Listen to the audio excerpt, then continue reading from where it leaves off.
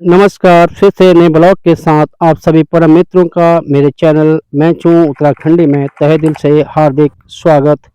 देवभूमि कहे जाने वाला उत्तराखंड के इतिहास के पन्नों में वीर राजपूत योद्धाओं और सैनिकों के पराक्रम और शौर्य गाथा से चर्चित इतिहास के पन्नों में कुछ लेख कुमाऊं के अल्मोड़ा विकासखंड शालदे बिचला चकोट तिमली बिष्ट राजपूतों की शौर्य गाथा और पराक्रम पर लिखी एक लेख पर आधारित ब्लॉग। मित्रों, यह लेख बुजुर्गों की बताई बातें, इतिहास में लिखित चंद पंक्तियों के साथ साथ तामपात में लिखित शब्दांशों का लेखा जोखा संग्रह है, जो कि श्री जगत सिंह बिष्ट ग्राम तिमली द्वारा लेख पर आधारित है। मित्रों, तिमली के बिष्ट उज्जैन मध्य प्रदेश के परिहार वंश के वंशज, जिनका गोत्र उपमन्यु है, जो कि कुमाऊं गढ़वाल में पाए जाने वाले अन्य बिष्टों से कुछ हटकर है। इनके पूर्वज कभी उज्जैन मध्य प्रदेश से दिल्ली होते हुए सावली खटला केदारखंड, जो वर्तमान पौड़ी गढ़वाल में आकर बसे। इसी गांव के नाम पर इन्हें सावलिया बिष्ट भी कहते हैं।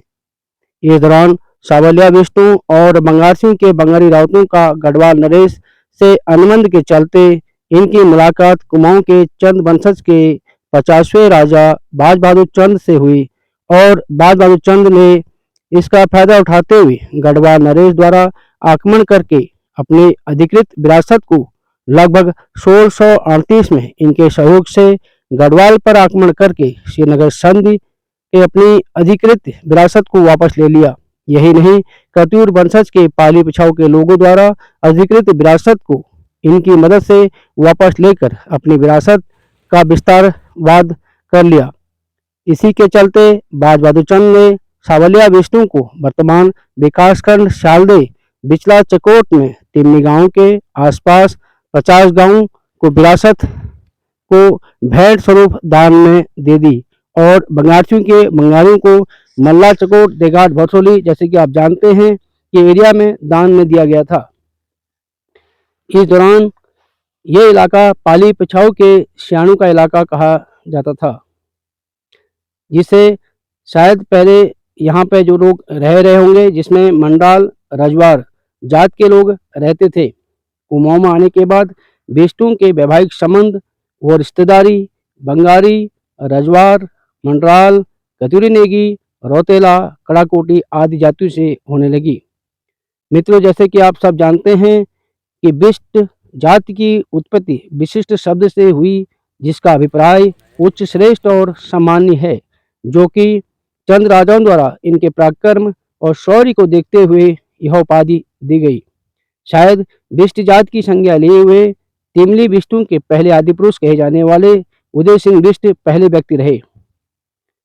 इससे पहले इनके पूर्वज अपने नाम के बाद देव या देवा शब्द लगाकर जाने जाते थे, जिसका उल्लेख आगे इनकी वंशावली में देखने को मिलेगा।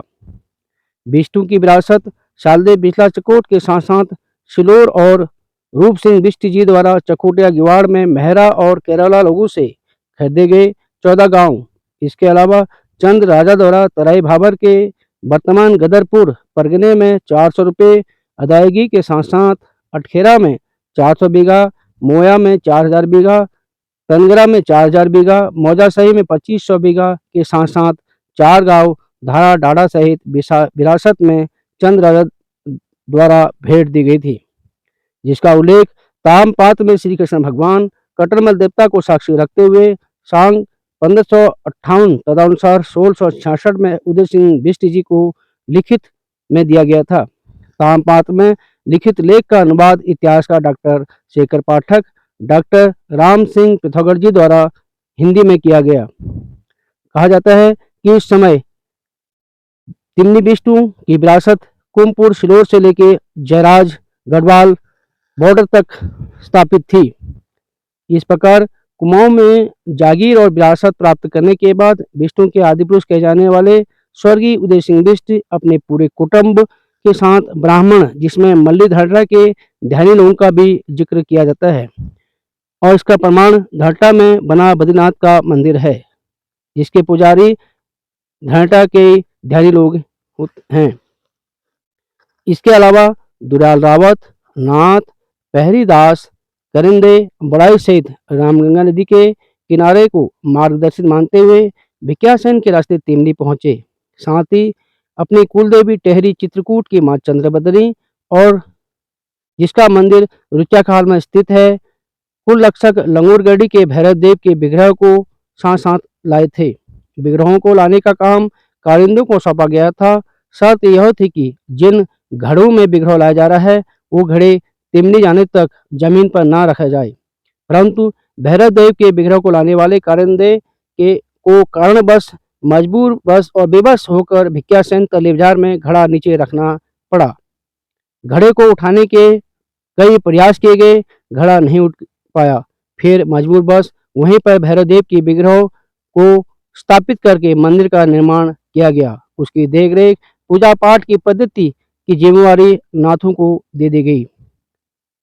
जब भी निरंकार देव को मानने वाले विष्ट धड़े का जब निरंकार पूजा होती है तो भैरव देव को आदर सत्कार के साथ आमंत्रित किया जाता है। ये तो था मित्रों तिमनी के विष्णु का उज्जैन मध्य प्रदेश से पौड़ी गढ़वाल और कुमाऊं तिमनी आने तक का शौर्य गाथा पर आधारित सफरनुमा इतिहास। तिमनी विष्णु का पराक्रम यही नहीं थमा, बल्कि अंग्रेजी शासन में भी इनके कई शौर्य गाथाओं की लेख मिलते हैं। इसी के चलते 1857 में कर्नल बिडियन ने स्वर्गीय मंगल सिंह बिष्ट, हरि सिंह बिष्ट और भवान सिंह बिष्ट जी को गेवाड़ के आसपास पटवारी नियुक्त कर दिया था, जो कि उस समय एक बड़ी पदवी हुआ करती थी, जैसे कि आप सभी जानते हैं।